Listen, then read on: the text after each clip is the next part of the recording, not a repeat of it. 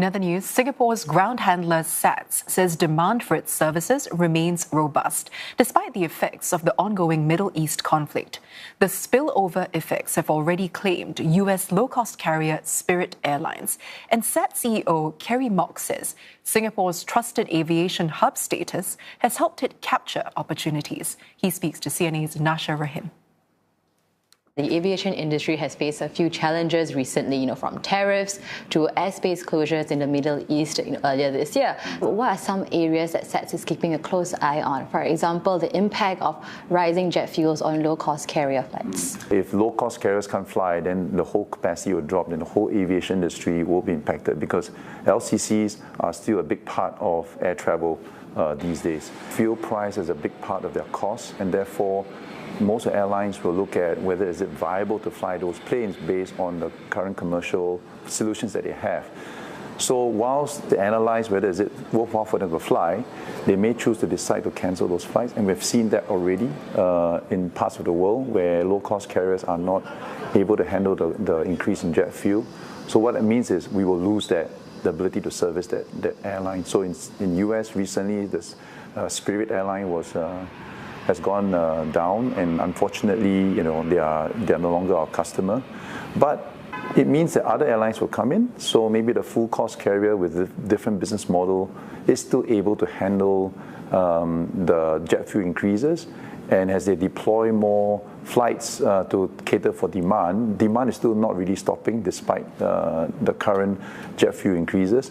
So we will then benefit from our customer if they continue to increase more flights. So for example, in Singapore, we are getting more flights from Singapore to Europe, and that's benefiting us both from a cargo as well as a passenger and food perspective.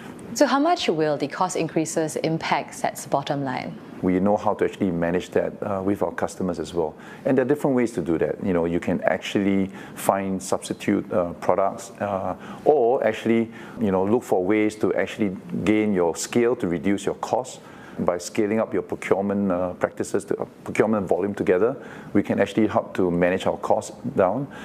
But at the same time, if you really can't do that, then really we have no choice but to pass on to our customers. But I think the main thing is we have to pass it on in a very responsible way. It's not about just blindly increasing, but we're here for the long term. We're not here to just pass on whatever cost we have.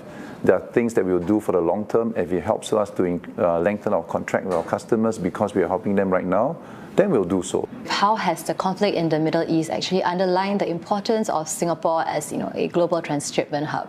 I think what this conflict has shown is that, and this is very important for Singapore, if you are a trusted hub, if you have the right infrastructure, you have the right policies, processes, and how the hub remains performing well no matter what happens, you create that confidence, you create that reputation. So what we've seen is a lot of rerouting of both passenger and cargo into Singapore. We have benefited from that. I think it's important that we get ourselves ready. And our investments in Changi Airport have enabled us to take on this additional volume. We're now currently investing in revamping our cargo warehouses. That's going to drive additional throughput and productivity as well.